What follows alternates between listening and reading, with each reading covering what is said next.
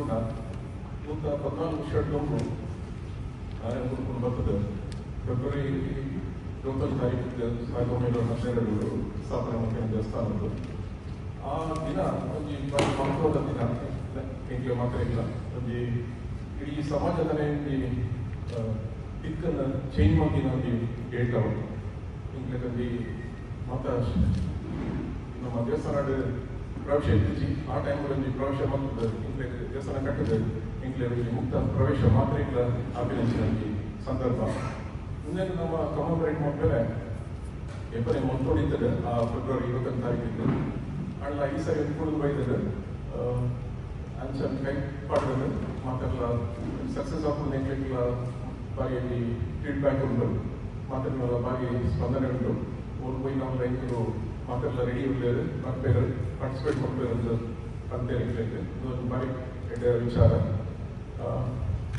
ಈಗ ನಾವು ಮಾತನ್ನೆಲ್ಲ ಸಪೋರ್ಟ್ ಮಾಡಿ ಹೆಂಗೆ ಇವತ್ತಿನ ನಮ್ಮ ಪತ್ರಿಕಾಗೋಷ್ಠಿಯಲ್ಲಿ ಶ್ರೀ ಗೋಕರ್ಣನಾಥ ಕ್ಷೇತ್ರದ ಅಧ್ಯಕ್ಷರಾಗಿರುವಂತಹ ಶ್ರೀಯುತ ಜಯರಾಜ್ ಎಲ್ ಸೋಮಸುಂದರಂ, ಹಾಗೆಯೇ ನಮ್ಮ ಉಪಾಧ್ಯಕ್ಷರು ಆಗಿರುವಂತಹ ಶ್ರೀಮತಿ ಊರ್ಮಿಳಾ ರಮೇಶ್ ಕುಮಾರ್, ಹಾಗೆಯೇ ನಮ್ಮ ಅಭಿವೃದ್ಧಿ ಸಮಿತಿಯ ಅಧ್ಯಕ್ಷರಾಗಿರುವಂತಹ ಶ್ರೀಯುತ ದೇವೇಂದ್ರ ಪೂಜಾರಿ ಅವರು, ಹಾಗೆಯೇ ನಮ್ಮ ಕ್ಷೇತ್ರದ ಟ್ರಸ್ಟಿಗಳಾದಂತಹ ಶ್ರೀಯುತ ಪ್ರತಿಮ್ ಧೀರಜ್ ಅಮೀನ್, ಹಾಗೆಯೇ ನಮ್ಮ ಕಿಶೋರ್ ಕುಮಾರ್ ಗಂಗಕೇರಿ, ಹಾಗೆ ಅಭಿವೃದ್ಧಿ ಸಮಿತಿಯ ಉಪಾಧ್ಯಕ್ಷರಾಗಿರುವಂತಹ ಡಾಕ್ಟರ್ BG ಸುವರ್ಣ, ಸದಸ್ಯರುಗಳಾದಂತಹ ಶ್ರೀಯುತ ಶೈಲೇಂದ್ರ ಸುವರ್ಣ, ಶ್ರೀಯುತ ಚಂದನ್ ದಾಸ್, ಶ್ರೀಮತಿ ಗೌರವಿ ರಾಜಶೇಖರ್, ಹಾಗೆ ನಮ್ಮ ಬಿಲ್ಲವ ಮಹಾಮಂಡಲದ ಪ್ರಧಾನ ಕಾರ್ಯದರ್ಶಿಗಳಾಗಿರುವಂತಹ ಶ್ರೀಯುತ ಜಯಾನಂದ್ ಎಂ ಹಾಜರಿದ್ದಾರೆ. ಈ ಒಂದು ಪತ್ರಿಕಾಗೋಷ್ಠಿಯನ್ನು ನಾವು ವಿಶೇಷವಾಗಿ ಕ್ಷೇತ್ರದಲ್ಲಿ ಈಗ ನಮ್ಮ ವರ್ಷಾವಧಿ ಜಾತ್ರೆ ಹಾಗೆ ಶಿವರಾತ್ರಿ ಮಹೋತ್ಸವ ಜರುಗ್ತಾ ಇದೆ. ಇದರ ಒಟ್ಟಿಗೆ ನಾಡಿದ್ದು 21ನೇ ತಾರೀಕಿನಂದು ವಿಶೇಷವಾಗಿ ಕುದ್ರೋಳಿ ತೀರ್ಥಾಟನೆ ನಮ್ಮ ನಡೆ ಗುರುವಿನಡೆ ಎಂಬ ಕಾರ್ಯಕ್ರಮವನ್ನು ನಾವು ಮೊದಲ ಬಾರಿಗೆ ಇಲ್ಲಿ ನಾವು ಏರ್ಪಾಡು ಮಾಡಿದ್ದೇವೆ. ಇದಕ್ಕೆ ವಿರುದ್ಧ ಸಾಮಾಜಿಕ ಪಿಡುಗುಗಳ ವಿರುದ್ಧ ಹೋರಾಟ ನಡೆಸಿದಂತಹ ಒಂದು ಯಾವುದೇ ರೀತಿಯ ಸಂಘರ್ಷ ಇಲ್ಲದೆ ಹೋರಾಟ ನಡೆಸಿರುವಂತಹ ಬ್ರಹ್ಮಶ್ರೀ ನಾರಾಯಣ ಗುರುಗಳು ಶಿವಗಿರಿ ತೀರ್ಥಾಟನೆ ಅಂತ ಹೇಳಿ ಬಹಳ ವಿಜೃಂಭಣೆಯಿಂದ ಸುಮಾರು 98 ವರ್ಷದಿಂದ ಈ ಕಾರ್ಯಕ್ರಮಗಳು ಜರುಗ್ತಾ ಬರ್ತಾ ಇದೆ. ಇದರಲ್ಲಿ ಸುಮಾರು 25 ಲಕ್ಷಕ್ಕಿಂತಲೂ ಹೆಚ್ಚಿನ ಭಕ್ತರು ಇದರಲ್ಲಿ ಪಾಲ್ಗೊಳ್ಳುತ್ತಿರುವಂತದ್ದು ಇವತ್ತು ದಾಖಲೆಯಾಗಿ ಉಳಿದಿರುವಂತದ್ದು ವಿಶೇಷ. ಇಂಥ ಒಂದು ಸಂದರ್ಭದಲ್ಲಿ ನಾವು ಬ್ರಹ್ಮಶ್ರೀ ನಾರಾಯಣ ಗುರುಗಳಿಂದ ಸ್ಥಾಪನೆ ಮಾಡಲ್ಪಟ್ಟಂತಹ ಕರ್ನಾಟಕದ ಏಕೈಕ ಕ್ಷೇತ್ರ ಯಾವುದು ಅಂತ ಹೇಳಿದ್ರೆ ಅದು ಗೋಕರ್ಣನಾಥ ಕ್ಷೇತ್ರ.